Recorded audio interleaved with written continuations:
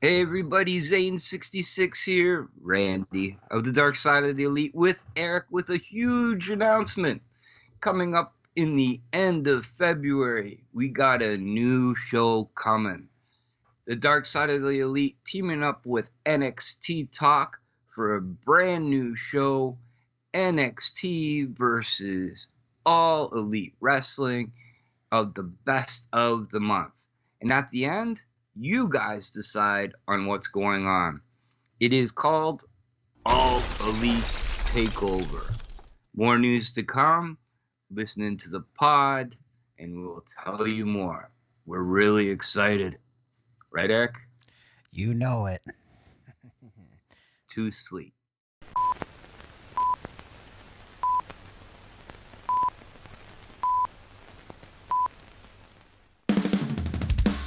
What's the matter, Hangman? Can't sleep? Cowboy shit! I need my older brother! Who the fuck is Griff Garrison?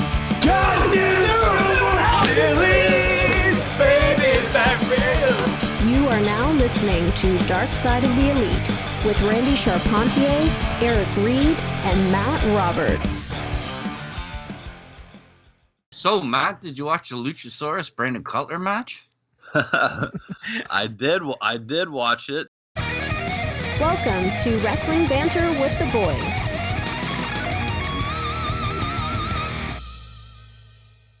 It was a good match, but I couldn't help while I was watching it of just not believing it to be like a contest. It seemed really like rehearsed, like spot for spot, and like I could kind of see through a lot of the match in terms of like them setting each other up for each move and spot and stuff. It didn't really feel like that criticism of pro wrestling today that I guess a lot of the old timers give, where it doesn't look or feel like it's an actual contest between two guys trying to win.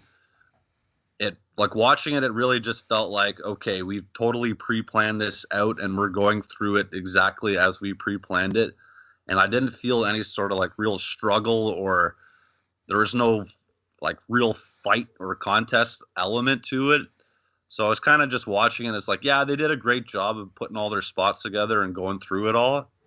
But it didn't really hook me because it just, I love pro wrestling when it does come across like it's two guys trying to beat each other, like, and like have some bad vibes between the two of them, or like just that energy of trying to actually win. This was just one of those kind of modern, I don't want to say spot fest, but it felt really choreographed, and like they were just going from move to move to move to move without really much of, you know what I mean? Like there wasn't that struggle. I could kind of see through a lot of the match.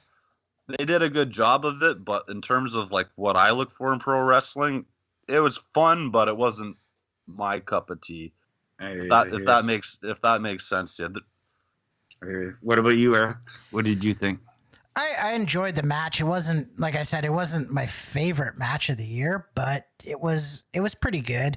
I think if anything, I agree with Matt. It seemed fairly rehearsed, and it seemed like I don't know, it just didn't seem as genuine. Like I thought the hype was cool, the whole dragon versus dinosaur thing. That part was pretty cool, but unfortunately it kind of fell a little bit flat. And also, why did Cutler all of a sudden lose now? Like that winning streak is just out the door now. Like I get it, he didn't get squashed, but even still, like, it's very strange to me. Yeah, I get.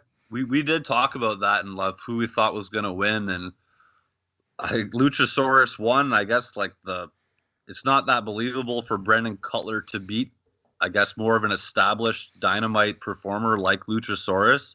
Because it would have hurt Luchasaurus pretty bad to lose to Brandon Cutler. Like, I like Brandon Cutler like on BTE and like what, like a lifelong friend of the Bucks and what he does and all the stuff behind the scenes. But as a wrestler in the ring and his gimmick and stuff, I don't want to come across like being too negative about it or whatever, but I can't take him seriously, to be honest. Like the dragon mask and his whole gimmick it's kind of a joke to me a little bit. But he's going against Luchasauras, I guess. But I don't know. There's just something about Cutler's like offense and presentation. Like to me, like Cutler screams of like your teacher that wrestles like on the weekends or something. Where it's like I just can't take him seriously. Like as an intense like legit professional wrestler. Like growing up watching like Bret Hart and like that era, like, and then I watched Brendan Cutler. Like I just can't buy it, and I don't know. So then you don't see him as a 3-contract Cutler. In the kayfabe world, like that might be where they go with the storyline. Like I've like Eric just said, like I haven't minded like the storylines with him and Peter Avalon and the losing streak and the dragon versus dinosaur thing. Like I do, like I'm interested in that, and like they do a good job with that. But when his matches actually like hit the ring, for the most part, it just comes across as like goofy and not serious and really lacking any like intensity. Like again, his matches come across as extremely choreographed and not that believable. There you go. What else did you guys do this week? We were busy. Eh? Oh yeah, we were freaking busy. oh yeah. Never. Yeah. So I just say, Rand, why don't let us know how the interviews you did this week went? They went long, but it was good. It was all good conversation. The first one we really did was Brandon Holbright. Brandon Caulfield, Holden Albright. Really good conversation. The guy's a really positive dude. It should be up in our podcast as we're speaking about it right now, and on the YouTube channels.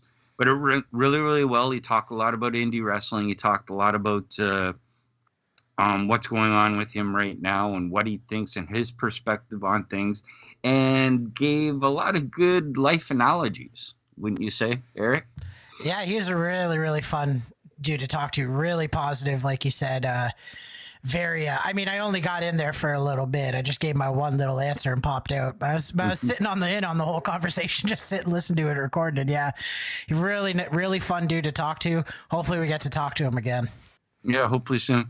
And then Hansy was really good too. We talked to Hansy for quite a bit of long time. He wanted to actually talk longer too, but unfortunately I had a doctor's appointment. But we went into everything. Most of everybody probably already heard it that I seen. Do you know people from? Did you see that stat today? People from Yukon and listen to that. Did you see that stat? No, he has fans absolutely everywhere. Yeah, looking at the stat today. So, he was really funny. Again, he's a friend of the show. He's a friend of ours. And I've known him for a little bit now. And it was good talking to him. He talks about everything. Like everything. Absolutely everything. From wrestling, Howard Stern, to Busted Open, to Periscope. So if you haven't heard it, go listen to it right away. I sympathized with Hansy a little bit, hearing him talk about kind of his paranoia.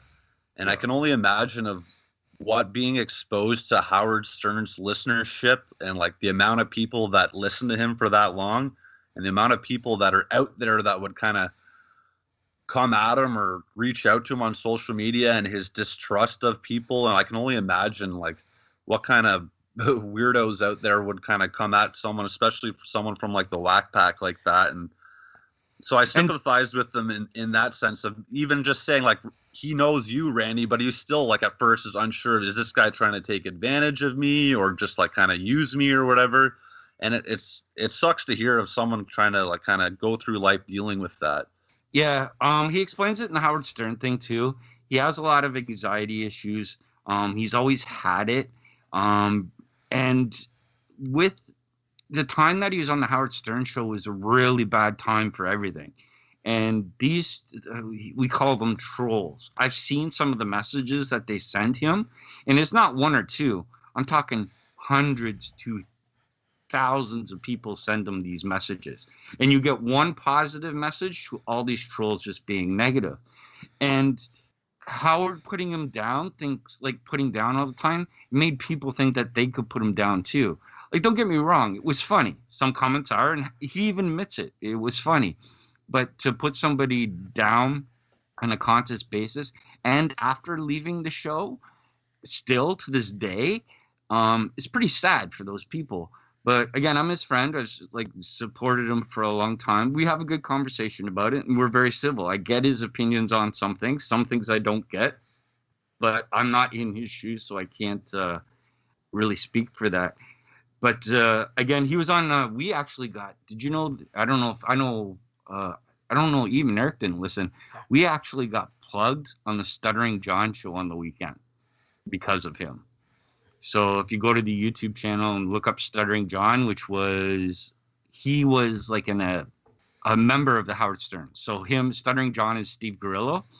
And there was a chat going on, and then Hansy actually brought us up saying that he was on the show this week. So that helped out a little too. So I appreciate that, Hansy. But again, tomorrow, or by the time you guys are listening to the Holden Albright interview will be up. It's a very, very good one. Huge opportunities in the future. It was great talking to him. And if you haven't signed up for him, go to patreon.com/Brendan C. And make sure you do sign up to him, because it was a great conversation. I was actually really inspired by his conversation. So can't wait for you guys to hear it. You can find both those podcasts on our podcast stream and on our YouTube channel, Dark Side of the Elite and We the Dark Order North. So yeah, check those out. Randy did a great job there. Kudos, Rand. Thanks, Eric, too. We spent a lot of hours for that. A lot of hours. But it was well worth it. It was a lot of fun. It was more the uploading that was the hours, let me tell you. The uploading on your side. Yeah, the uploading took me probably, I want to say, like 12 hours, 13 hours once all the videos were finally up. Damn. Yeah, it was craziness. It was crazy. But again, it was great. So should we get into this episode of BTE Fender Bender, episode 240? Let's do it. Welcome, everyone, to another episode of Dark Side of the Elite. My name is Matt Roberts. I am here with my main men, Randy Charpentier and Eric Reed. What's up, fellas? How you doing there today, Matt? Doing great.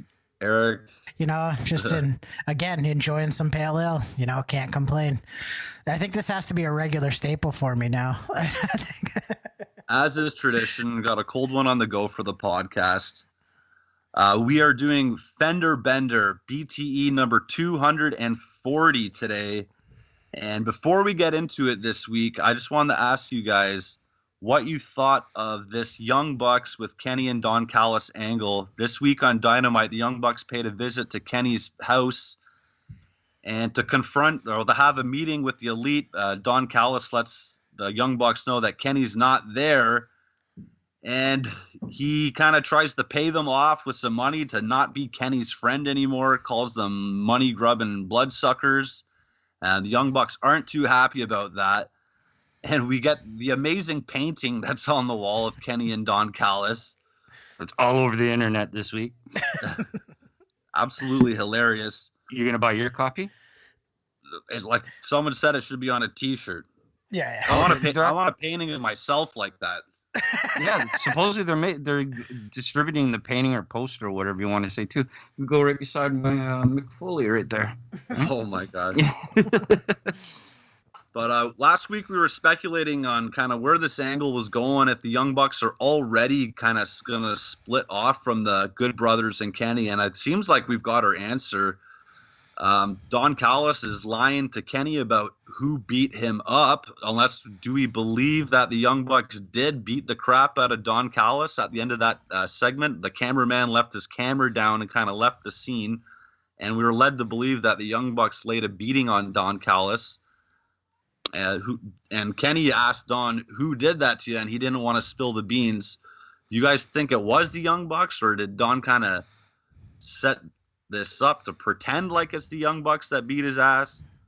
You mean, did he do that thing? Did he do that thing from fear? Just beating the crap out of her chest. What movie is that? Is that Fear? I can't remember.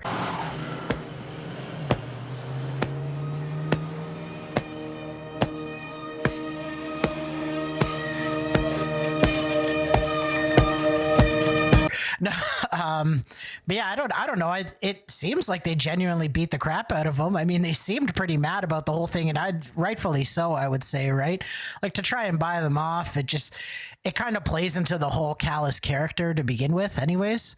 Like, he's supposed to be the slimy guy, right? You know what I mean? The shyster. So, as far as advancing his character, it looks great.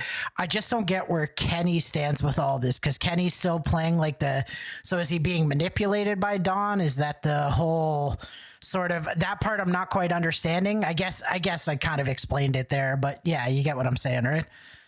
Yeah, my opinion sort of is I get what both of you are saying, but I'm thinking like Don and the Good Brothers maybe duking Kenny.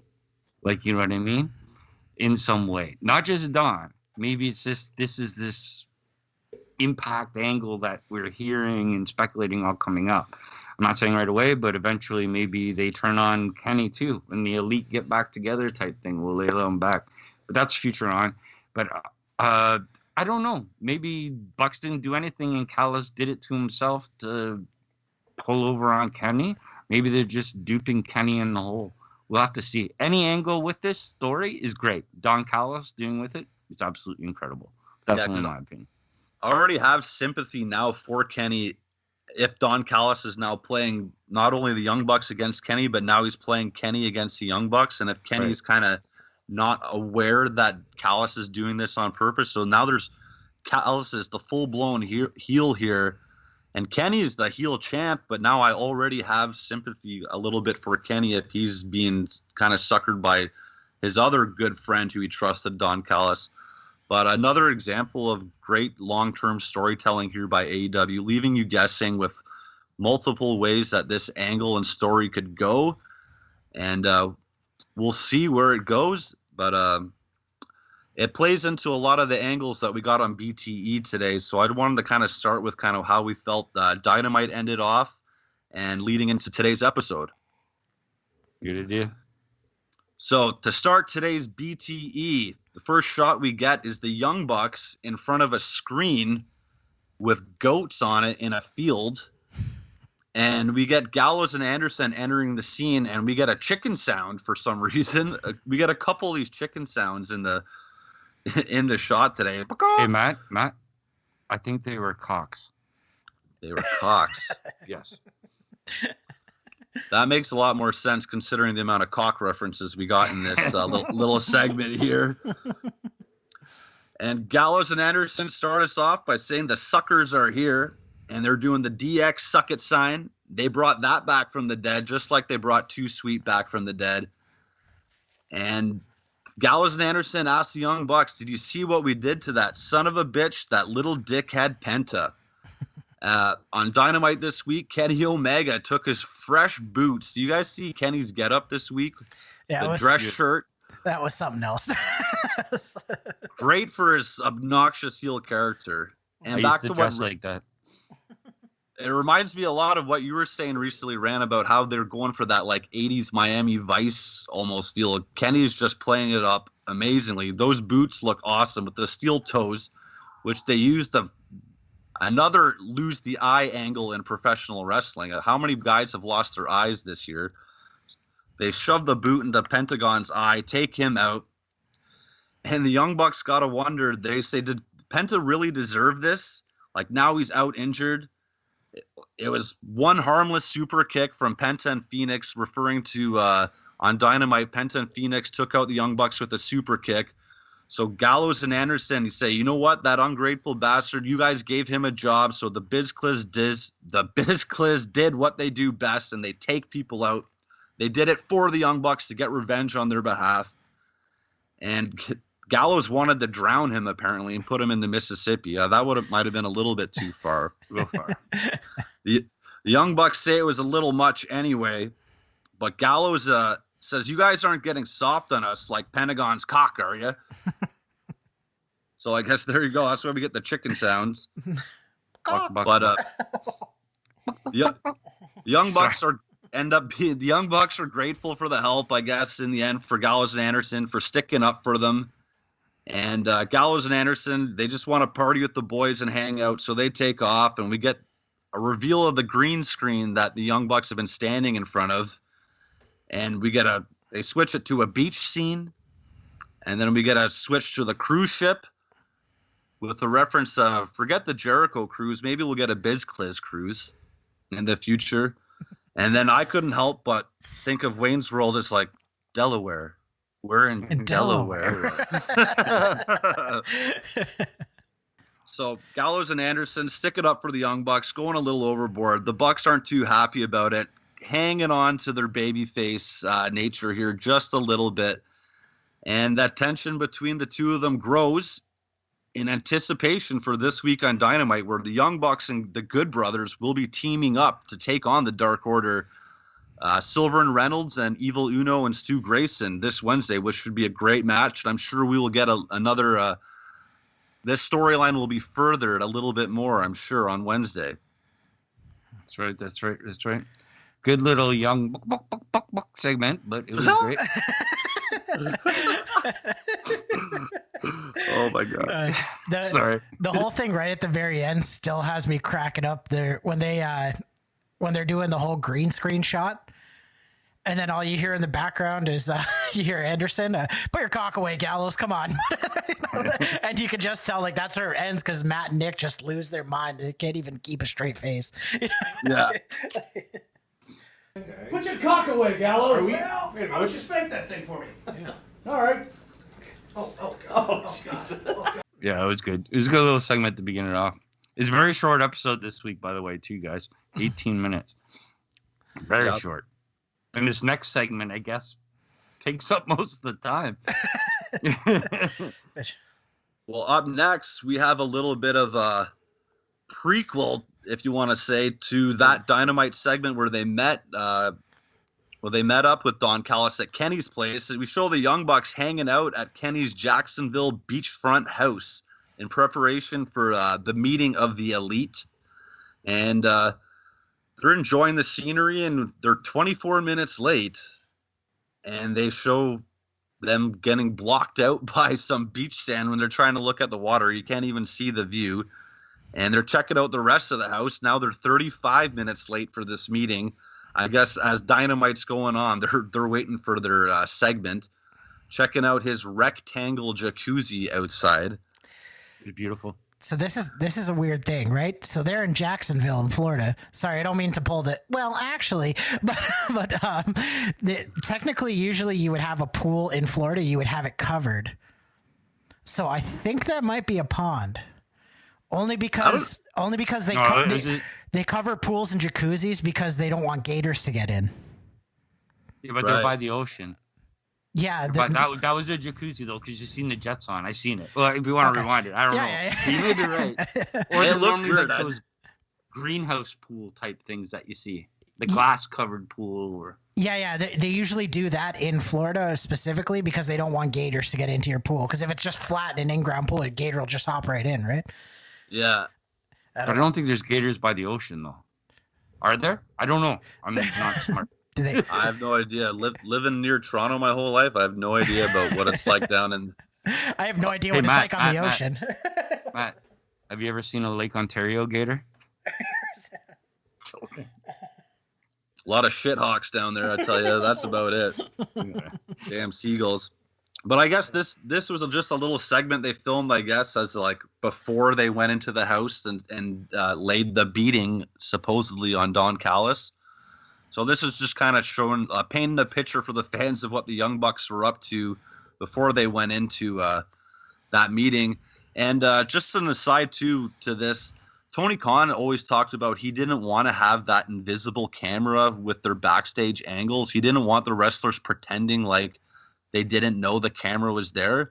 So they I think this was all a little bit of a setup to give some logic and reason to why like the Young Bucks were there and to why like there was a camera crew there to do the meeting, and also why like when they told them to leave and talk to Don Callis when they were inside the house, that the camera was kind of just left there. So like they did their little promo without knowing the camera was kind of still on them. So seems like AEW is kind of looking for reasons to film skits like this, but not have that like illogical like reasoning of why the wrestlers don't notice that there's a cameraman there. So like they're doing little things like this to try to still do the angles and promos, but have a little bit more of a realistic reason to why it got taped. Yeah. You know what I'm saying by that? Yeah, good point. But we all know it's Brendan anyways, right? Mostly, I guess. But yeah, I just totally understand that point. On Never thought of BTE that. it is. On BTE, like, yeah, Brandon's there filming them. But on Dynamite this week, like, they had Alex Marvez with the cameraman, but they still kind of had him. Like, the reason Marvez was even there kind of doesn't fit with the logic, but at least they kind of tried to explain why they would have this private conversation thinking it wasn't on camera. Yeah, good point. I just wanted to bring that up because Tony Khan said he hated how WWE was always had that invisible camera where like the wrestlers talk and interact as if they don't know there's a camera there. Right. So they're trying to do a little something like this to kind of build in like a reason. It's always funny, eh? They don't know a camera's there, but the TV's right beside them, showing them on the TV. Right. Good point. Very good point. Yeah. The wrestling logic of all the years of wrestling, it's so hard to wrap your head around what you just got to suspend your disbelief sometime. But I respect him trying to at least build in some explanations for stuff like that. Right. But next scene, we are sticking with the Young Bucks, and they're with Gallows and Anderson, which blows kayfabe right out of the water here. They're still traveling together. Right out of the water. Not that it matters anymore in this day and age. Think of that what you will as a wrestling fan. Some people hate it. Some people don't care.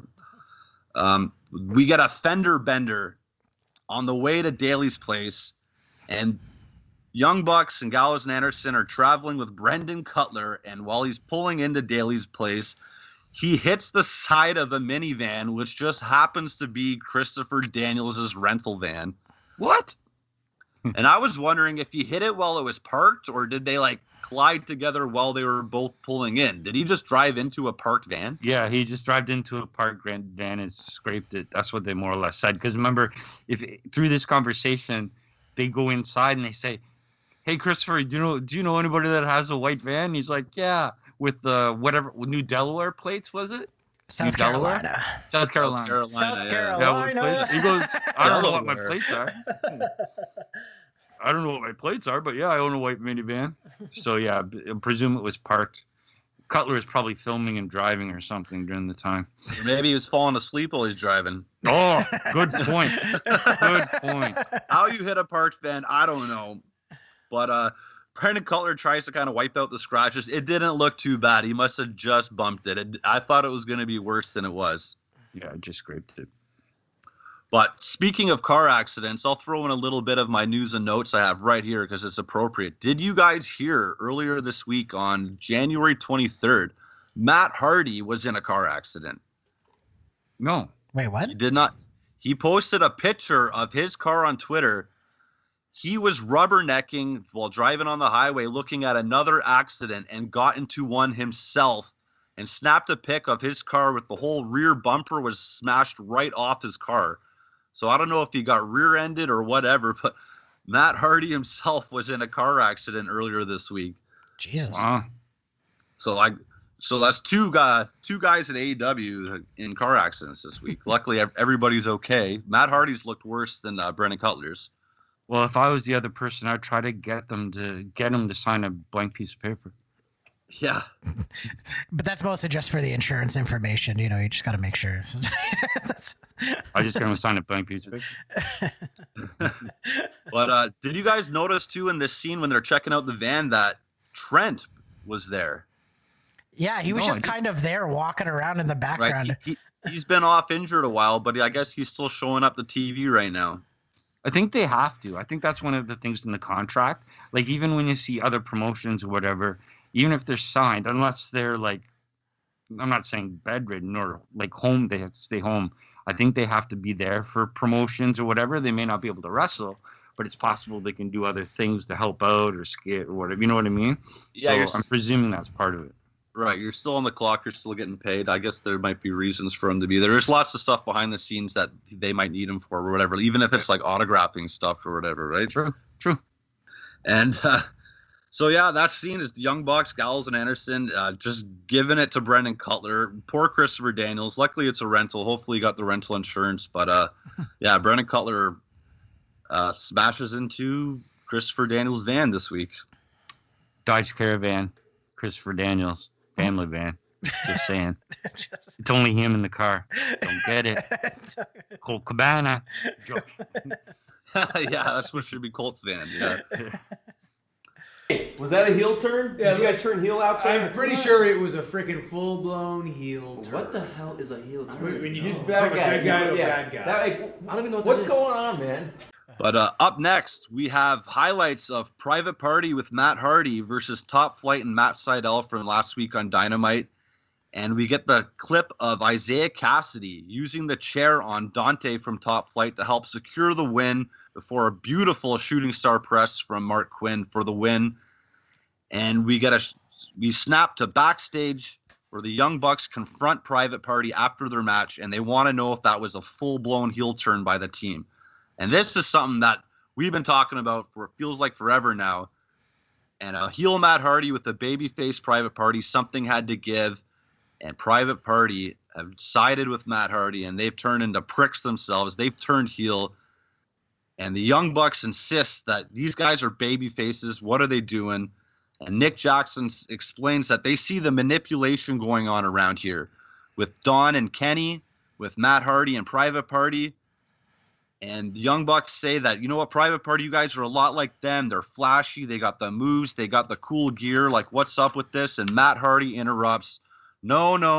They're not like you guys. Matt Hardy says, Private Party, they listen. They're respectful. They're not egotistical. And he used to think the Young Bucks are okay, but they're not. Private Party listen and learn, and they're going to the top. Private Party are going to win the Impact World Tag titles in a couple weeks. And Private Party is also going to win the Tag Team Battle Royal coming up on Dynamite, and they're going to challenge the Young Bucks for the Tag Team titles. Wow. So Private Party last week, on Impact on Tuesday night, they defeated Chris Sabin and James Storm to earn a title shot against Gallows and Anderson, which will be February 13th at Impact's No Surrender. And they will also are advertised to appear this coming Tuesday on Impact. So Matt Hardy, I'll say he's living up to his end of the bargain, and he's getting Private Party some big matches and a prominent spotlight. This is all talking in kayfabe, of course, but I can see why Private Party, you know what, 50% of our money if we're going to get title shots, and this is probably worth it for them. So you know what? We're going to use the steel chair. We're going to do whatever we need to do. We're going to win by any means necessary, like he said last week. They should be watching BTE, you know. You know why? A month previous to this, is Kazarian told Brandon Cutler there's no such thing as a pay window. They've been going on with this story, but I get it. You're right. The Impact thing, it looks good for Private Party. I guess they're going to have a couple more wins underneath their belt. I want to see what happens with the Impact thing. Especially when they face the Good Brothers. Yeah, it'll be the Good Brothers. They're the Impact champions. That's a weird way to go on that aspect of it. Going against the Bucks, I can sort of see. But I don't know. Let's see where this, I guess, goes. It is getting better. And I will say Quinn's shooting star press is one of the best in the business. Oh, unreal. So, yeah, it was really, really good. He hangs up there. So, yeah, it's getting better. I'm not going to put anything down about this week. I like this angle and storyline is so much better with Private Party finally embracing it. I think it's great for their characters because they have been just vanilla baby faces their first year in AEW, which was to be expected. They were like a pretty fresh act, right? And this is really good for their characters. And like Isaiah Cassidy especially is really kind of getting a chip on his shoulder and really kind of showing more of a character for himself too. It's getting better. It's taken a long time to get here, but I like where it's going, and we'll see how the stories might intertwine with Gallows and Anderson going against Private Party here, with the Young Bucks on the backdrop, the manipulation with Don, the manipulation going on with Matt Hardy. So everything's kind of intertwining a little bit here Interested to see where it goes. But before the segment's over, there's a little bit more here. Isaiah Cassidy mentions that they've already beat the Young Bucks once, but the Young Bucks mentioned that, you know what, we've got our win back since then, and then some in the 6-man tag. The Young Bucks say that they care about Private Party. Matt Hardy doesn't. That Matt Hardy says, who went to Impact with you guys? Who got you the title shot? The Young Bucks are not your friends. They're your enemies. So you stick it to them just like you stuck at the Top Flight. And Cassidy says, I'm going to stick it to them real hard. What was that? I'm going to stick it to them real hard. One more time. I didn't hear the last part. Going to stick it to them real hard. Oh, I get it. Pause. I get it. Pause. Pause, yeah. So Matt Hardy, closing off the promo, he says, you guys are going to make millions of dollars and take the Young Bucks spot as the second greatest tag team of all time behind the Hardy Boys. So, like we said, I like where this storyline is going a lot better now. Yeah, Agree. It's honestly, I feel like that kind of answered a lot of the questions we had last week. Like, after seeing Dynamite, I kind of had a feeling they were going to bring it up today. Like, I mean, apparently we can't go a week without Matt Hardy and Private Party anyways now, so you knew it was going to have to be addressed this week. But that match was actually great, honestly, on Dynamite. I was really surprised. Well, not surprised, I guess, because Top Flight, they've already proven that they put on good matches, and Private Party always puts on a good match. If anything, Matt Hardy was like he was the one slowing that match down on Dynamite, Yes. if anything, because Matt Sydal is fantastic. He's great. Like, you know what I mean? So I don't know. I don't mind it. I only have one thing about it. If Private Party is going this way, and it's all through the internet too, and I hate to agree with it, is they got to change their gear. You can't be heels in that gear. You know I haven't what I haven't liked their gear from the beginning either. It seems like they got a little bit of fresher stuff, but it's the same style. Yeah. But I haven't liked it myself either. I'm a big gear guy with wrestling too. If I don't like the way you look, it kind of affects how I feel about you too. I hate to say it like that, but So if Quinn goes with like a Kevin Nash pants and Shawn Michaels for there, perfect, great heel. my Done. God. One last thing I wanted to say about this too is I don't know if you guys saw their appearance on Impact, but Big Money Matt, iconic Matt Hardy, coming out at the Impact Zone, and the promo he cut and the way he carried himself in the suit and everything, that really felt like a great representation of what this new Matt Hardy's supposed to be. I thought he did a great job there, and it really came across as like a great heel manager, a great heel character, and really got across this iconic Big Money Matt character on Impact. I thought he did a great job there and really kind of, again, helped push this into a better spot than where it was before. A lot of the complaints we've had, it's been like months of it slowly building to this, and I thought with Private Party doing the chair shot, finally kind of going Matt Hardy's way, their appearance on Impact, it elevated Matt Hardy and Private Party in my mind as a fan. I thought they did a great job there, and I'm interested to see what they do on Tuesday and how their match goes for the titles at Impact's next pay-per-view there. True, 100%.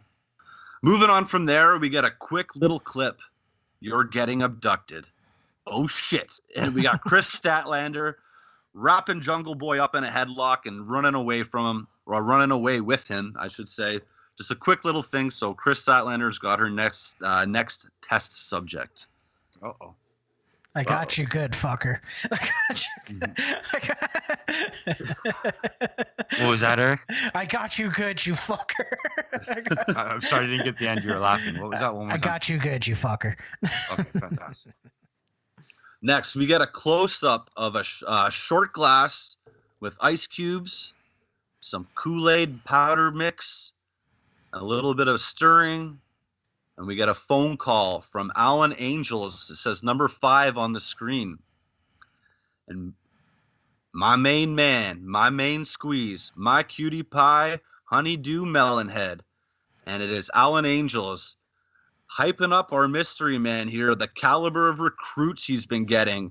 And he wants to know if you can delegate all of his duties to him. And if you could get maybe a few more people in the Dark Order, perhaps a legend, that would be great.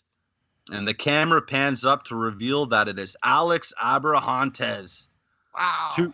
Toothpick in mouth, glass in hand. This sounds like a job for the Kool-Aid man. Doing his best Scott Hall impression. And we finally have an official link now between the Dark Order and Alex Abrahantes. Nice. I like that phone. The phone conversation or the text or whatever it was really, really good. But you know what? I'm a Kool-Aid drinker. Did you notice something wrong with what they were doing with the Kool-Aid? Yeah, it's no sugar. Yeah, man. Who drinks Kool-Aid with no sugar? That was the first thing I said. What the hell is he drinking? That would taste like shit. And it was like black. Well, it was grape Kool-Aid. It was grape Kool-Aid. There was like no purple to it all. It was like jet black. I was like, what? I think maybe it was the camera then. But it was cool because grape Kool-Aid. But when I seen him just pour the package in it, I'm like, what the hell are you doing? It's not the syrup one, right? It's just the package. You used to put that in a 2-liter jug with a cup of sugar and drink it. But yes, back to it. Whatever. I like my Kool-Aid. I will say though, I feel like they were listening to our podcast last week because Matt, you said this all last week, right? What is going on with all these angles? What is going on with this? What is with that? And I feel like we got a lot of answers this week. I'm going to be honest. And we did, but it even took like one more segment to find out because when Alan Angels was saying, love all the caliber of recruits you've been getting, I'm like, who the hell did he recruit? We find out. We find out, or he's trying to recruit. We find out. That's my point. We find out in the next scene here. But like at the time, I'm like, he didn't recruit anyone. I'm like, who's in the Dark Order that Alex Abrahantes recruited? Nobody. I know. Yeah. But like I said, I spoke too soon. This next scene, we go to Ortiz with Sammy Guevara and Santana, and was that Dasha with them? Yeah, Dasha. It was Dasha. Yeah. And Santana makes his return. I think he's been off injured for a little while. But Santana wants to know why after a few weeks they haven't gotten to the bottom of this yet. And I assume they were referring to the situation with Alex. And Ortiz says, well, where have you been? And Santana just deadpans the camera, which I think was kind of a nod to the fans of, you guys know I've been off injured. Like, where have I been? Am I right in reading it that way? That's what it seemed like to me. Right, he kind of gave that look of like everyone knows I've been off injured and now I'm back. Or like I don't know what else that would refer to. COVID. Was it COVID? Jesus. I wouldn't start that. He was only off for like a month, right? I think he was injured in that street fight with Best. I thought I'd read or heard something somewhere on the interwebs that he got hurt in that street fight match, and he was really fighting like some sort of injury, and he had to kind of take some time off. I think. Yeah, everyone out there who knows I'm wrong or something, you're probably screaming at your whatever you're listening to. Comment below. Yeah, comment below. But Santana says we're gonna get to the bottom of this. And Ortiz and Sammy are kind of like the bottom of what? Like, where are we going? Like, what's this about? So Santana takes off. They follow him. And backstage at Dynamite, there's crew members, wrestlers. Everyone's drinking the purple Kool-Aid. And we even see Tony Schiavone drinking the Kool-Aid. And Santana slams his hat down on the floor. He's had enough. Looks at the camera, says, next week, this ends. Uh-oh. And they asked poor Tony, he's like, Tony, you can't be drinking this. You got to say no. Tony Schiavone, he loves it. He's all about it. You can't say no. There's one thing that was so funny in that entire thing, because like when they were doing the walk around to see everybody, they were having like that weird music play, and the very first time they do it, if you look at Sammy in the background, he's doing the McGregor walk, but he's doing like some crazy version. He's like, yeah, he's doing like, but it's like this or whatever. And they did it in slow motion. It was the funniest thing in the world.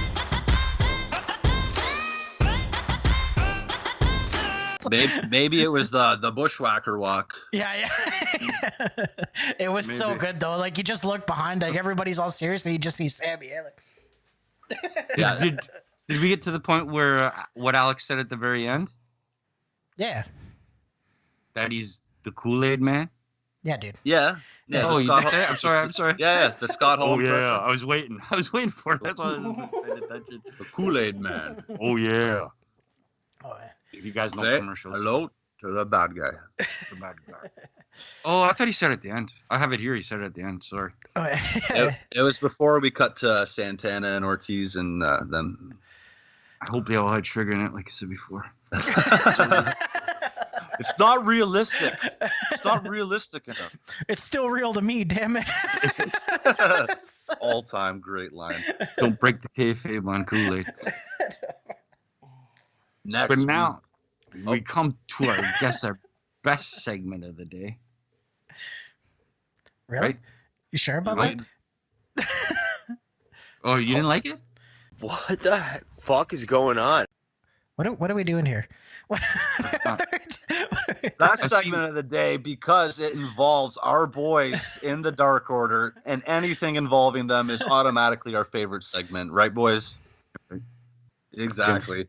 Oh, all right, well, you want to talk? Where the hell were the mermaids? I brought them. They were here. They disappeared. There's no way. I did not Pacific. see. All right. Atlantic, I ate the mermaids. Whatever. I knew it. I was hungry. Johnny, how can you guys know this? You didn't feed me any snacks. Hey, I nine the mermaids. We are in the Dark Order lair, and Evil Uno wants to know what's with this new shitty table, the one that the Young Bucks had to replace. No way this was an $800 table. Maybe the old one was, but this new one's just some rickety new table they are not happy with. But the main reason Uno is disappointed is with what happened with Adam Page on Dynamite this week. They were all set to welcome him to the Dark Order, and he turned them down. This segment on Dynamite was absolutely hilarious with the "he said yes" graphic and the party starting and everything. He's like, no. He didn't say yes. I thought they did a great job with this, with -1's birthday. Luther goes into the cake. Classic pro wrestling. The whole thing was great. But Adam Page ultimately breaks the Dark Order's heart. And Reynolds says, you know what? You know why he didn't join? There was no bouncy castle. Probably. Right? John Silver says, the boy needs to bounce. John Silver says, Alex, where were the mermaids? And John Silver also admits he ate the mermaids. Wow. Well, Johnny Hungry, you know this already. You know what I mean? Yeah. Well, not to be outdone by Colt Cabana, he nined the mermaids. And Colt breaks. That's the only part where he broke. He broke on his own joke. The worst dad joke of all time, potentially. And Stu Grayson says, well, where were the cheerleaders, John? And John Silver said, I had those hot guys come out. He's like, no, girls. We need the girls, John. Colt Cabana, he brought the Pepsi. He did his job as the dad. He brought the plates and then plastic knives and forks and the Pepsi. But where was the Coke? Yeah. Preston Vance, he says, I had a long night and I did it all. I'm like, well, you mean you drank it all? He's like, yeah, I drank it all. Yeah, we drank it all. So no one's Sure. living up to their end of the bargain, except for Anna J. Anna, she delivered on her promise of bringing nothing. So at least she held up her end of the bargain. And I will say, she didn't break this segment. She almost did. She but came pretty didn't. close. She came close, but she didn't break. Stu Grayson takes the blame. He says, you know what? I promised I'd bring a horse made of chocolate, and I had fucko. I had nothing. No horse made of chocolate. Can you say it like Stu for us, Matt? I can't. I don't want to. Try. He had. Oh my God, I can't. Now I'm on the spot. I can't do it. Someone else Okay, do it. Eric, you try. He's like, what did he say again? He's like, somebody's like, I promised I'd get a horse made of chocolate. I got fuck all. You know what I mean? I didn't get a chocolate horse. Never got no chocolate horse. No real chocolate horse. What the fuck was that? What the fuck? That is why I didn't want to do it. That's three guys from Canada. None of us can do a French accent. No. But Evil Uno says, you know what? No, not Stu. It's not you. It's this fucking guy. And they point to number 5, Alan Angels, and everyone says, fuck you, 5, and they all flip him off. Well, Colt Cabana says, everyone relax. There's only one way we can come together. And the Dark Order in unison, as if they know. Slumber party! Colt Cabana was thinking of a dark orgy, but slumber party will do. It's not very dad of him. I'll tell you that right now. Suggesting yeah, very dad of him. Yeah, that's not dad like at all. That's creepy uncle or something. I don't know. That's a lot. That's a lot of men in that dark orgy. I wouldn't want to be in that. Oh my god. Poor Anna. Poor Anna. Oh my god. This is taking a turn. Okay. Okay. You know what? No, it's okay. Anna doesn't have to worry because Colt wants all the guys to get their parents' permission before they have this slumber party. Have your moms call me. It's going to be the greatest slumber party any Dark Order has ever had before. And Dark Order guys immediately get on their phones. They call their mamas. And Colt Cabana even talks to Mrs. Reynolds. And she gives Alex permission to attend the Dark Order slumber party. And Alan Angels gets his mom on the phone. And Colt Cabana has no interest in talking to your mom, 5. Sorry. So shut down again. But it looks like next week we are going to have a Dark Order slumber party, which I presume will be full of pajamas and movies and sleeping bags and popcorn and Coke. and Coke and Pepsi, yeah. Oh my I'll bring the Kool-Aid. I don't fucking know how to make it. Sorry. Dark Order hits it out of the park again. They never fail. Moving on from there, we have Chris Statlander in her spaceship with Jungle Boy. And she thanks Jungle Boy for helping co-supervise this experiment and asks if he brought his PPE, his personal protective equipment, which everyone in the world is aware of what that means now. But no, he didn't. He was just grabbed in the hallway. But Statlander says she's got Mentos for an experiment with 2 Coke cans. And they drop their Mentos in the Coke can, and it kind of foams up a bit, but she was expecting like a volcano. But Jungle Boy says you got to have the 2-liter bottles. You need to have the big bottle to get the volcano effect for this classic experiment. He's right. And Chris Statlander says you're supposed to evolve out of the jungle stage of your life and become a normal, civilized human so you can leave. Get out of my spaceship. And he leaves. Got you good again, fucker, I guess. Did she get him this time? I don't know. Yeah. I think Jungle Boy got her this time. Chris Statlander is struggling here with this stuff. They're giving her a shot. Nah. To be fair, we did say that last week about everything else. So who knows? It could come around. It could. True. Who with though? It could. With who?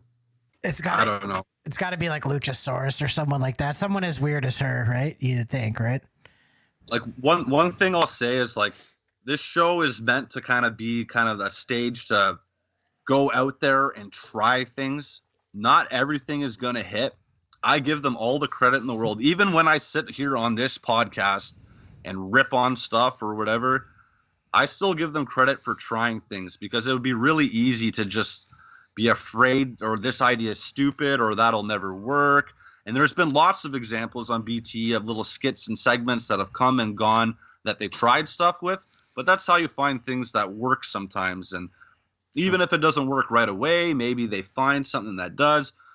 But for wrestlers like Chris Statlander or something where you don't get TV time on Dynamite or whatever, or promo time even on Dark, this is your shot to try to kind of do something. And they're giving them a voice and a chance to try to do something. So I'll always give a show like this credit for giving people that kind of opportunity. Good. I enjoyed that, man. I love the positivity.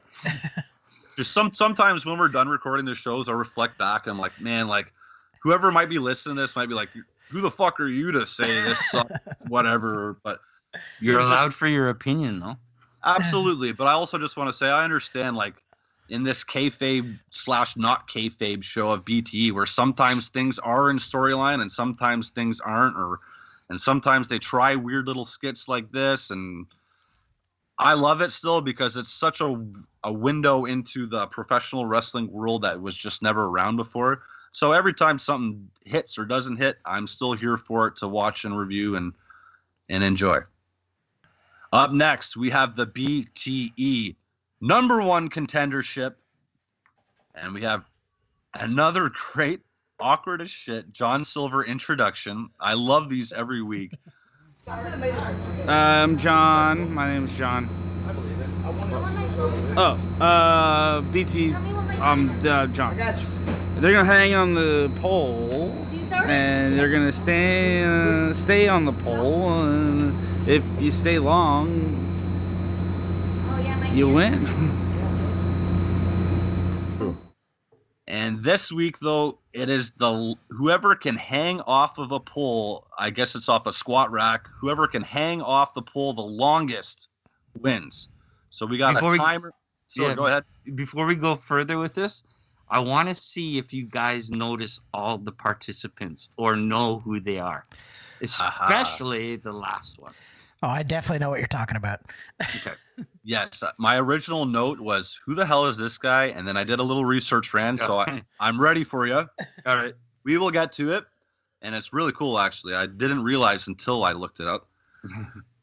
But we're starting off with Sammy Guevara hanging off the squat rack pole, and he does an impressive 2 minutes and 2 seconds hanging there. That's a lot of upper body strength to just dangle like that for that long. True. And then we get Fuego up next. Not quite as strong as Sammy in the upper body. He goes 1:34.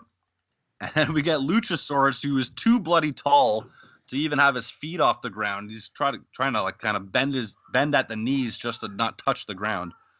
He does 50 seconds, but he cuts a little promo and says, you know what? This is an anti-dinosaur competition. We're too heavy. So he's bringing in a pro. And we get the captain, Sean Dean, who does 1:25. Not bad. Not bad.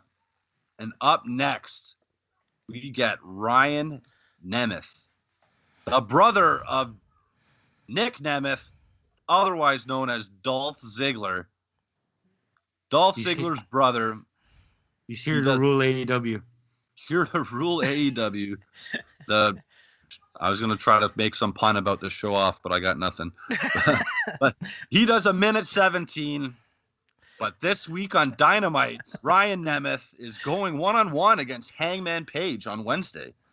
I forgot about that. That is this week, That's right? Yeah, that is this week. I haven't been keeping up with all the matches on Dark and everything. It's just too daunting every week.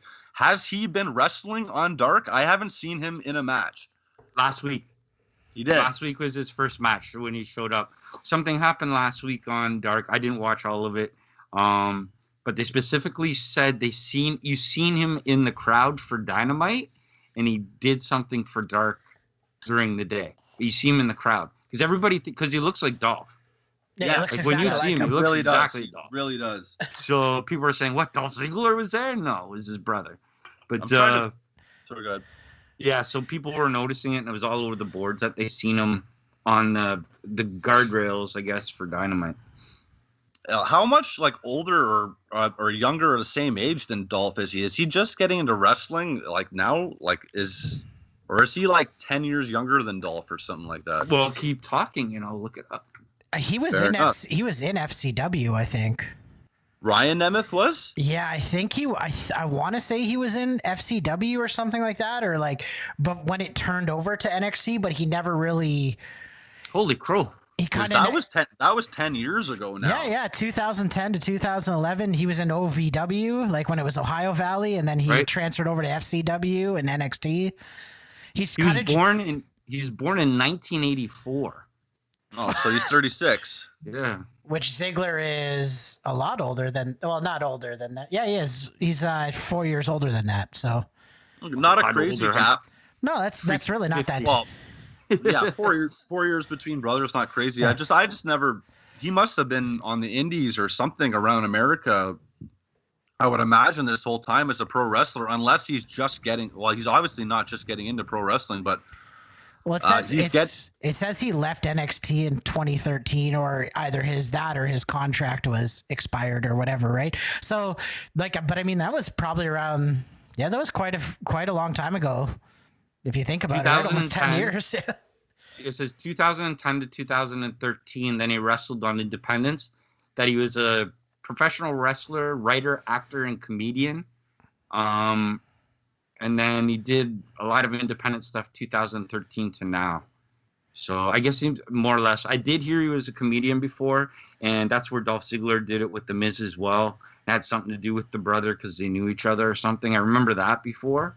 But, yeah, I guess it's good to see him back.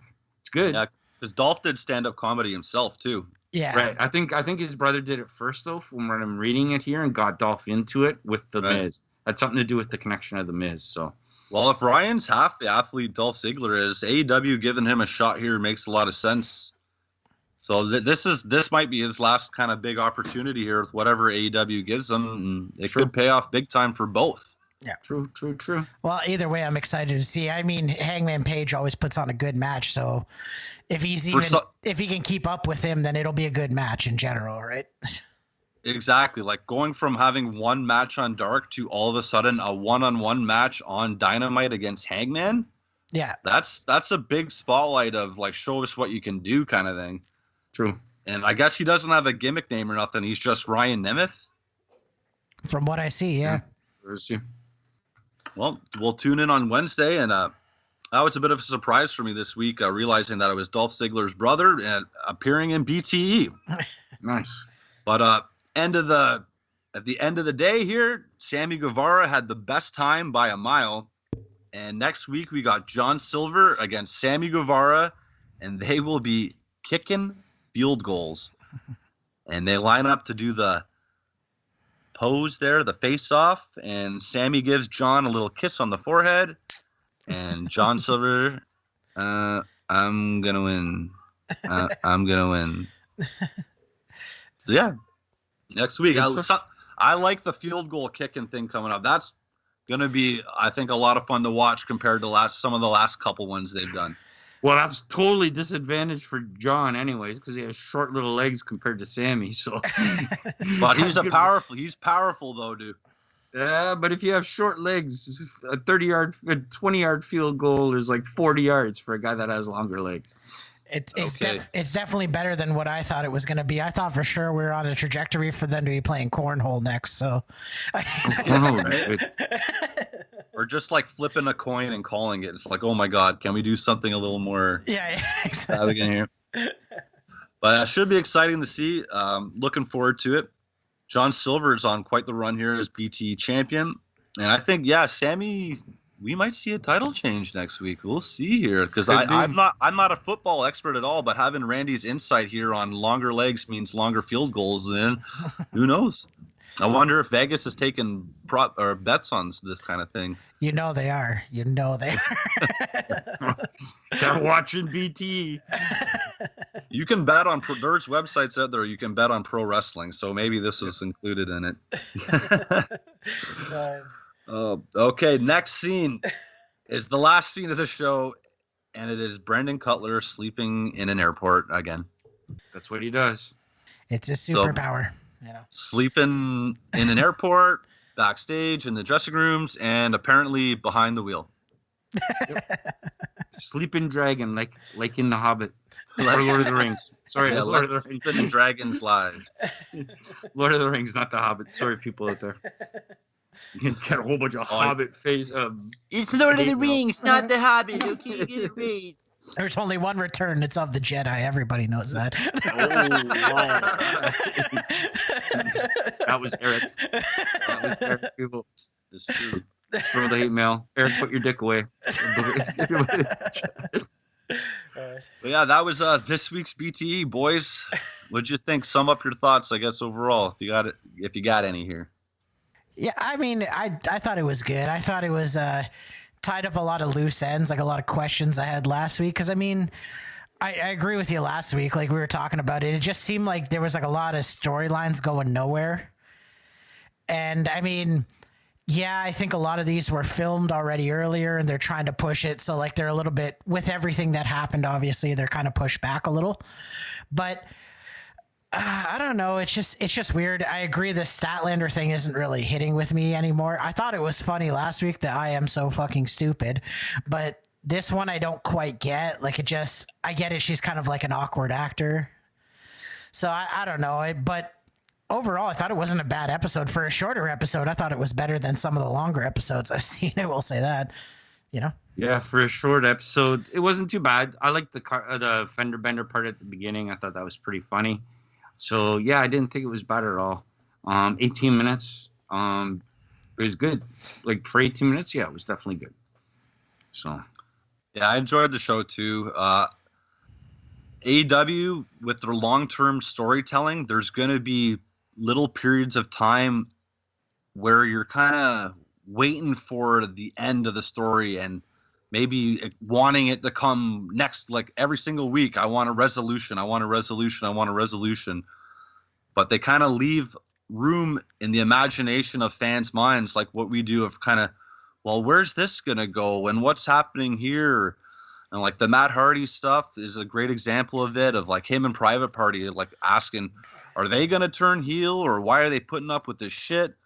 Or like the Young Bucks stuff with Gallows and Anderson, and the slow burn here of, okay, there's dissension right away. And when you're telling stories over months at a time, as opposed to just week to week to week, which I think wrestling fans have been trained to do for a long time now, you might like a little bit of this of like, I don't get where this is going, is a little bit of impatience, but I appreciate having that room and letting fans kind of speculate what's going to happen, where's this going to go, and then when there is a surprise or resolution, it means that much more, and you have more of a satisfaction when something does happen. So I think all in all, they're doing a really good job, and I think they kind of kickstarted it into high gear a little bit this week, especially with like Private Party and Matt Hardy now like on Impact, so they can, once that, like I feel like they were waiting for that to happen before they could really push things forward a bit more. But yeah, all in all, like I'm enjoying where things are going right now. Yeah, no complaints on my end here. I'm looking forward to next week. The BT title again too. The kick and field goals. We'll see how that goes. Chris Statlander stuff. I said my part on that. We'll see how it goes. But I'm really glad that they finally did something with the Alex Abrahantes stuff. So I'm actually looking forward to see, like, okay, like now there's some meat on the bone here instead of just kind of like awkward, poorly like recorded angles and stuff. But yeah, all in all, not bad. What do you think? Well, Eric already said that too. That's it. Yeah, wrapping up this week's BTE. I wanted to hit you guys with a couple news and notes from the AEW world in the last little bit. Just kind of riff on it and let me know what you guys think of some of this stuff. What do you guys feel about? How do you guys feel about that? Go right ahead, my friend. Welcome to AEW Talk with the boys.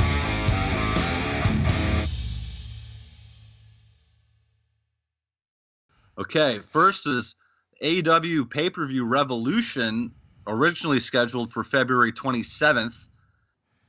Tony Khan did not like the idea of that going against Canelo Alvarez, if I pronounced that properly, pay-per-view boxing match. So they were going to push it to Saturday, March 6th, but that is also the night of UFC 259. So now we have it pushed back one more day to March 7th, and this will be the first Sunday pay-per-view for AEW. So Revolution is pushed back about a week, and this time it'll be on a Sunday. Yeah, I heard it's a similar story to that too. The story that I heard though is that they even switched the location as well, right? So it had something to do with the lineup of location, that fight. They were still going to do it on a Saturday, but I'm not too sure about the boxing match due to, like, I see it may take away some viewership, but if you're an AEW fan, I think 98% would probably get the AEW over the boxing, depending. But it is a big boxing match. And then I heard, yeah, Saturday, this to the Sunday. But from what I was hearing, it has something to do with the location and how many people they could have as well as the other Impact storyline. Something's going on, I believe, in the background with Impact and Anthem, and maybe we'll see it by then, and that has something to do with it as well, coming to March 6th instead of February 27th. I'm hearing a date of March 1st right now, anyways. So okay, I'll say the info I got, I want to give credit. I got it off wrestlinginc.com. You said that they've changed the venue. They're not hosting Revolution at Daly's Place? No, they're not hosting Revolution at Daly's Place. Where is it going to be? I'll tell you right now. Okay. While Randy looks that up, I'll move on to the next little piece of news I wanted to bring up, and that is Tony Khan officially announced it'll be Sting and Darby Allin versus Brian Cage and Ricky Starks in a cinematic street fight. So we have Sting's first match in AEW coming up, and I'm excited to see it. It's a lot like what we thought, where Sting won't be actually in the ring. They're going to do it in a cinematic format, and this has been built really well for a while, and I'm really looking forward to this. I'm not sure if this is going to be at Revolution or Beach Blast. I have no idea. I would figure it was probably coming at Beach Blast, you would think, right? Because, I mean, you got Taz. Well, yeah, it is building up to right now, but I guess if they're doing it to Revolution, you're going to have a hell of a lot more matches in between there and now, right? Because Beach Blast is only a week away, is it not? I believe so. I should have looked up the date for that, but I mean, matches come. Sorry, go ahead. I mean, I thought it. I had a really deep feeling in my gut if he was going to wrestle, it was going to be a cinematic match. And you're right, they have been building it very well between him and Team Taz and Darby Allin. Like, I mean, I didn't get the angle at first because, like, even Darby Allin said, like, when they did, like, I didn't get the him and Brian Cage thing because there was one match, months ago, and then they fought each other on Dynamite, and it's like, yeah, but there wasn't really built. But after that match, then they've kind of built it up every week since then. I think it's been great. I've loved it. The one qualm I have with it. Oh, sorry, Randy. Go ahead. No, go ahead. Go. I would just say the one, like, Sting's promo on Dynamite when he said to Darby, "I see a lot of myself in you." Mm-hmm. And aside from a bit of white and black face paint, there's no similarities between Darby and Sting, like, at all. No, like, am I missing something? There's nothing alike. I guess it's kind of like the whole, like, goth character, I guess. But even then, I don't really see Darby Allin as that. I see him as the more lone wolf. Lone wolf all by himself. Sting was more or less. This black and white Sting was always lone wolfish. So is Darby Allin. The makeup, everything else like that. Like, you won't see. You'll see Darby Allin go red and black. If he does, that's it. I don't know. Even Darby Allin, like, teamed up with, like, John Moxley and, like, Will Hobbs before Hobbs joined Team Taz. It's not even like Darby was always a total lone wolf either. But he is. He's always sitting in the stands by himself and stuff. They only started doing the sitting in the stands once they knew Sting was coming in. That was the whole reason he started sitting up there, was to have that kind of reference point. But even the BTE videos that you saw before, even previous to this, even having about. Remember, he was doing stuff. Black and white videos in his backyard, or whoever's backyard acres that was. It was always more or less. That's my perspective. Right. I always took him that. Yeah, he may come in and just like Moxley will come in and help anybody too, or whatever, like face side. But I take him as like just an individual.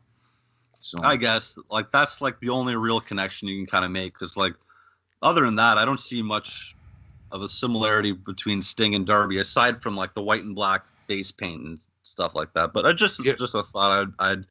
So let's rewind a little to the Revolution. I'm on AEW's website right now. Again, I heard rumors it's not going to be at Daly's Place. Now they haven't even announced the new date yet, but it goes city TBD, venue TBD. So it's still to be determined. I heard again, it will not be at Daly's Place. It'll be somewhere else where they can have more fans.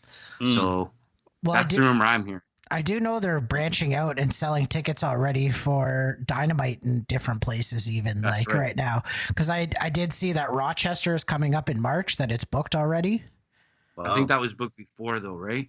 Last March they were supposed to do Rochester. Eric had tickets for that, right? Yeah, that was the one I was supposed to go to, but it got pushed till September, and then it got canceled, and then it was there was a whole thing with that. But now that they're finally looking to branch out into other places around the States, and they're going to start touring, they said, again, slowly, not all the time, but. So here's a funny stat right here. So I'm looking at all the tickets that are available.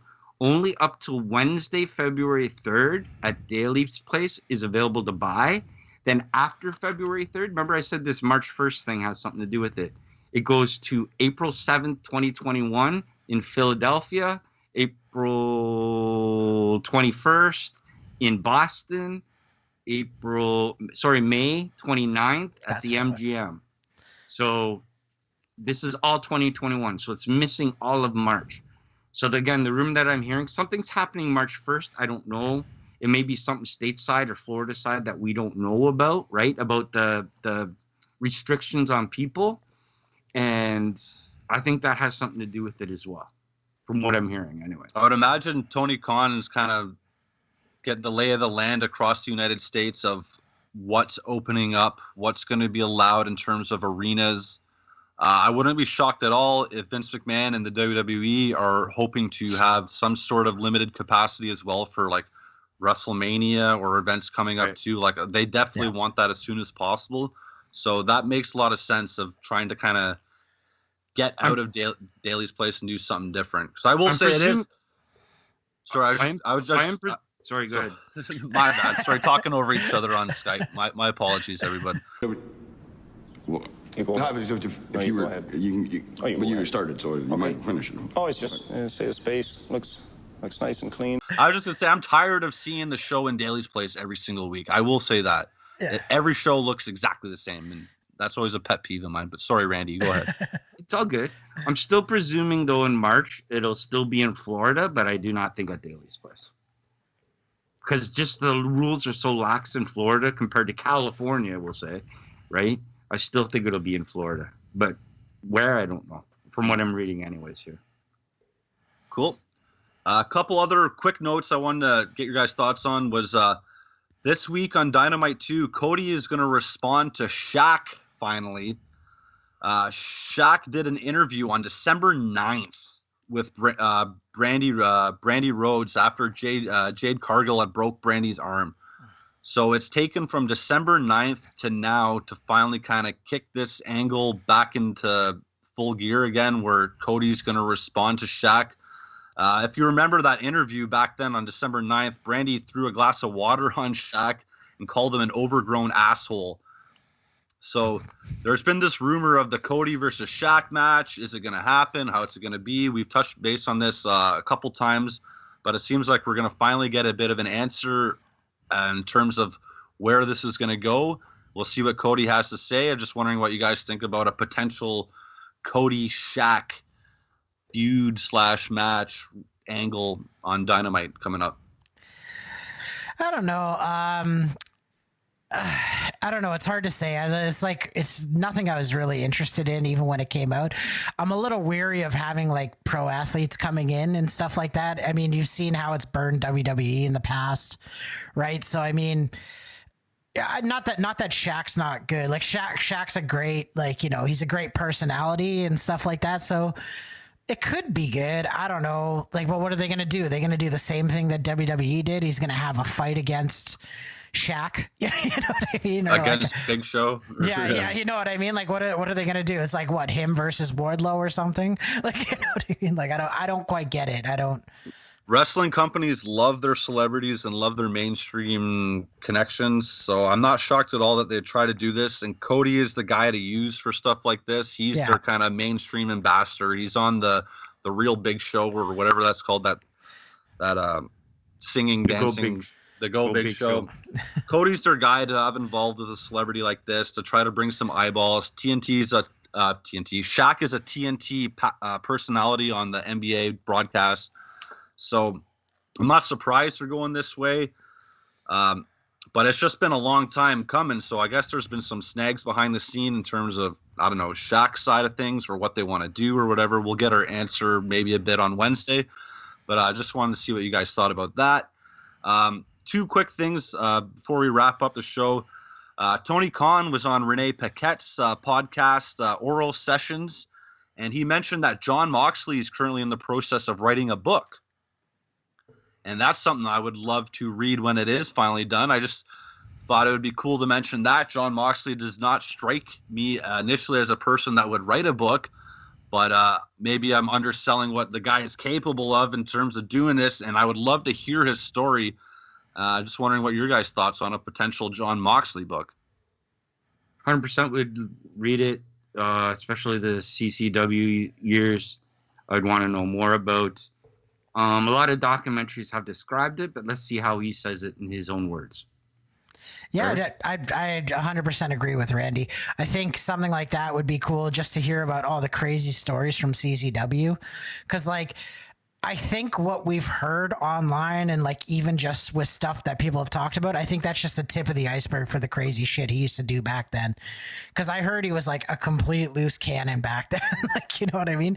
So it'd be interesting just to hear about that. And, like, you know, he would kind of talk about his journey, I would assume. And, like, his journey is a very strange one, right? Like, you know, to go from CZW where you're doing stuff like Tournament of Death and stuff like that, and you're taking, you know, syringes to the face, and then you go to, you know, WWE where you're more of, you know, a toned down version of yourself, you know what I mean? And then now AEW John Moxley where they're trying to go back the opposite direction and make him more unhinged and, you know, crazy. It would definitely be an interesting read for sure.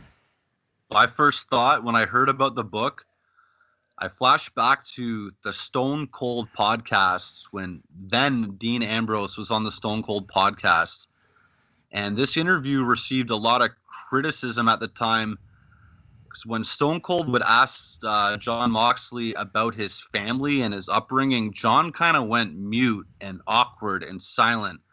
Because apparently he didn't want to talk about his family life and his upbringing, but they kind of brought it up to him anyway, kind of on the spot, and the interview really went kind of downhill from there.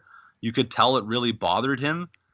And my first thought is, like, this book might kind of finally get into this stuff that he never wanted to talk about and open up live on TV about. That was like, does that Stone Cold podcast, like, that's what really stuck out with for me at the time. And he received a lot of criticism. It's like, here you are, the new WWE champion. You're on Stone Cold's podcast. And it was viewed as Dean Ambrose disrespecting Stone Cold by kind of shutting down, not really responding, not opening up. Because I think he was pissed off about the questioning that he was given at the time. And that, to me, signals that there's some real underlying shit there. And not to say that I want the dirt on his life or whatever, but my first thought of when I heard a John Moxley book, I connected it to the first time I heard Dean Ambrose as a person talk, which was on that podcast years ago, and that's what happened. So we'll kind of see. It'll be a good read. It'll be a good read. Last thing I want to finish off the show with today is that AEW on January 18th, they trademarked Battle of the Belts for general pro wrestling and merchandise use. So this screams interpromotional. Kenny getting all the belts is what's the guy from Austin Aries? No, Austin Aries. I was gonna say Thanos or something. Like an interpromotional Battle of the Belts, Impact versus AEW, whatever you want to call it. We'll like use your imagination here. A Battle of the Belts. It could be a pay-per-view. It could be whatever. But I was kind of gonna set Randy up here because this is everything you've been talking about for the last little while. What do you think about a trademark Battle of the Belts being registered by AEW? Well, definitely coming up. There's a big rumor for them, Rich Swann versus Kenny at the next, not this upcoming Impact, but the next one after that. So maybe it's for that reason. Again, it's with Impact still. I'm still hoping for the New Japan stuff, which is sort of up in the air right now. Still, because I hear about now it might be, was it Juice Robinson versus Lance Archer for the title? Them stripping it. I don't know. I may be wrong, but look it up. It was the other day. But stripping John Moxley. Which title? Oh, stripping John Moxley. Yeah. So for not being able to do it in a period of time, I'll look up that thing as well. Yeah, that'd be strange because Lance Archer's AEW too, right? Right. That's what I found weird when I read it. But it would make sense. And remember that briefcase thing that I was telling you about before that Kenta has? That the belt will just be in it. So that's another thing I read again. So I don't know. We'll see. Again, I think it has a lot to do with that like Kenny Omega versus Rich Swann, and it'll probably happen sooner than later. Oh, sorry, Eric. I was saying, it gives me vibes of like the whole Clash of Champions thing. I hope to God they're not using it to make it like a pay-per-view where every belt is on the line, because that to me is like, that's like my least favorite WWE pay-per-view. Only because it doesn't seem like there's anything thematic about it. It's just everybody has a belt. Everybody has to defend their belt today. Like, you know what I mean? WWE's bad for that in general. It's like TLC's like none of these feuds deserve a ladder match, but we're gonna have one anyway. Hell in a Cell. This feud doesn't require a cell match, but we're gonna have one anyway. Yeah. So but AEW. I hope it's not, I was just saying, I hope it's not that. I hope that's not what they're leading towards. It does. They don't strike me as the company to do that. I just hope to God that's not what it is. I don't think that'll be like, it should be viewed that way because AEW's got so few titles anyway. Every pay-per-view they do, because they're so few and far between, they're spread out. The titles are usually all on the line anyway. There's a title match, like, well, I guess the TNT title match. Does the TNT title get defended on pay-per-view, or is that only a Dynamite title? No, it does. Yeah. It does. So like you that's got your where Darby tag, won it, right? Right. You got your tag, your TNT, your women's, and your heavyweight title. They're usually defended on pay-per-views anyway. This screams is like an inter-promotional battle of the belts. So that's what I think. I hope so at least. No, 100%. But that's all the news and notes for this week. I'll give Randy his cue here for the thank yous. Any thank yous, Eric? Just pass it right off to me. All right. If you can, give us a follow on Instagram at Dark Side of the Elite, on Twitter at Dark Side of the E. Also, if you're listening on Apple Podcasts and you're enjoying what you're hearing, feel free to rate us 5 stars and leave a comment. We're always glad to hear about people who like the show, what you like about it, stuff like that. So that's a good way to do it. Or check us out on Facebook and YouTube. Everything Dark Side of the Elite. Randy? Yeah, as Eric said, go follow our Facebook. We need more people on our Facebook page. Go onto the Facebook page, Dark Side of the Elite. Take a look at us on YouTube as well, both We the Dark Order North and Dark Side of the Elite. Go watch the videos there. There are some changes, but they're more or less the same. But just go support and subscribe to both channels. Another thing, Holding All Bright coming up this week. How about you, Matt? Do you have any thank yous? I want to thank everyone for listening. The show wouldn't be what it is without you guys. You can find me on Twitter at mroberts85, and again on the Facebook groups, like the boys have been saying. I want to thank you guys for all the hard work you guys do behind the scenes, putting this show together. Eric and Randy, I can't thank you guys enough. And I just wanted to plug this Sunday, the Royal Rumble post-show. I will be on Turnbuckle Trivia on Saturday night's main event with Jason Agnew and Dan the Mouth Labransky. I will be on there doing trivia against my opponent, and I hope not to embarrass myself. So I have a full week's worth of wrestling to catch up on, or not catch up on, but stay on top of to make sure I'm ready to go. And here's hoping I make it to the next round. And you will, Matt. Don't worry about that. So yeah, I guess that was this week's show. And thank you everybody for listening again. Like, go follow everything that we just said. And until next week, you guys come on. Join us. Throw the paws up. Okay.